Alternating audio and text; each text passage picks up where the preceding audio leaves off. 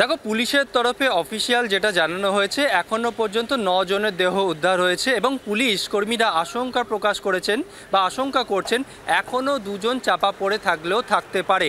এই 2 জনের মধ্যে একজন শেরু। কারণটা হচ্ছে, গতকাল যখন দ্বিতীয় প্রমোটার মোহাম্মদ ওয়াসিমকে যখন জিজ্ঞাসাবাদ করেন তদন্তকারী কর্তারা যে তার সঙ্গে কারা কারা অংশীদার আর কারা কারা প্রমোটার রয়েছে, সে কি একাই এই বহুতল তৈরি করছিল, সে শুধুমাত্র শেরুর কথা উল্লেখ করেছিল, অর্থাৎ শেরুর নাম বলেছিল। তারপর থেকে কিন্তু এই শেরুর কোনো খোঁজ পাওয়া যাচ্ছে না। তবে তদন্তকারী কর্তাদের জেরার মুখে এই মোহাম্মদ ওয়াসিম জানিয়েছে যে শেরু সেই ধ্বংসস্তূপের মধ্যেই চাপা পড়ে গিয়েছে। কারণ রবিবার যখন এই ঘটনা ঘটে তখন ঘটনাস্থলেই ছিল এই শেরু, অর্থাৎ তারপর সোমবার সন্ধে 6টা পর্যন্ত তার সঙ্গে কোনো যোগাযোগ হয়নি বা তাকে খুঁজে পাওয়া যায়নি। আজকে মঙ্গলবার হয়ে গিয়েল। যেটা আমরা এলাকা সূত্রে আমরা জানতে পাচ্ছি, শেরুর পরিবারের তরফেও কিন্তু কান্নাকাটি করা হচ্ছে এবং তারা বলছেন যে শেরুকে খুঁজে পাওয়া যাচ্ছে না। তারাও আশঙ্কা প্রকাশ করছেন শেরু কোথায় গেল। যতক্ষণ না পর্যন্ত ধ্বংসস্তূপের মধ্যে থেকে কাউকে পাওয়া যাচ্ছে বা শেরুর কোনো খোঁজ পাওয়া যাচ্ছে, ততক্ষণ পর্যন্ত পুলিশ কর্তারাও নিশ্চিত নন যে দ্বিতীয় প্রমোটার জেরায় যা যা এখনও পর্যন্ত জানিয়েছে তা আদৌ সে কতটা সত্য বলছে। এবং একই সঙ্গে যে ল্যান্ডলর্ডের কথা বলা হচ্ছে, অর্থাৎ এই দ্বিতীয় প্রমোটার জমির মালিকের কথা বলেছে, সেই জমির মালিক নাকি তাকে চাপ দিত যে তার 5th ফ্লোর অর্থাৎ টপ ফ্লোরটা সবার আগে তৈরি করে দিতে হবে এবং নিচের ফ্লোরগুলোর কাজ বাদ দিয়ে টপ ফ্লোর তৈরির কাজে হাত লাগিয়েছিল এই প্রমোটার এবং তার দলবল, এবং যার জেরে একটু একটু করে নিচের বিমগুলো নড়ে যাচ্ছিল এবং যার জেরে রবিবার এই ঘটনা ঘটে। এমনটাই কিন্তু এই প্রমোটার অর্থাৎ মোহাম্মদ ওয়াসিম এমনটাই কিন্তু জানিয়েছে তদন্তকারী কর্তাদের। তবে ইতিমধ্যে যে ল্যান্ডলর্ড যার জমি, তাকে কিন্তু জিজ্ঞাসাবাদ করেছেন তদন্তকারী কর্তারা এবং এই শেরুর খোঁজেও কিন্তু তারা তল্লাশি করছেন এবং আশঙ্কা করছেন পুলিশ কর্তারা যে এখনও পর্যন্ত 2 জন চাপা পড়ে থাকলেও থাকতে পারে।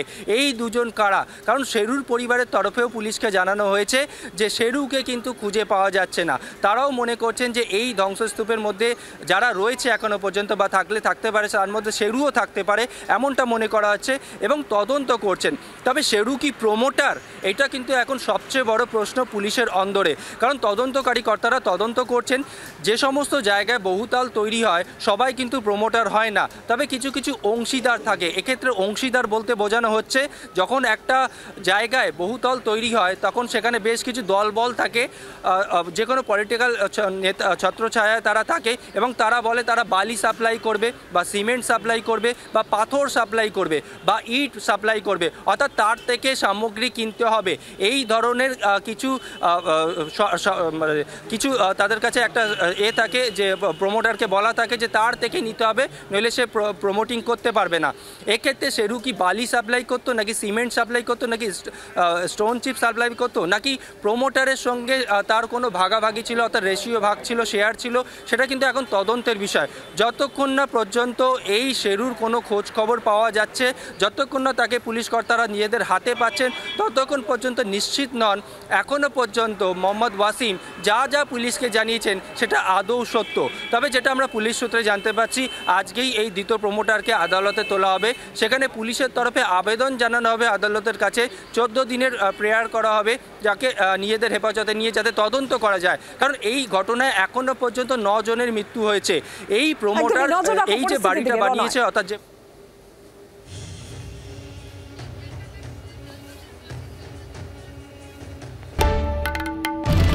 বাংলার আওয়াজ, বাঙালির আবেগ, জি 24 ঘন্টা।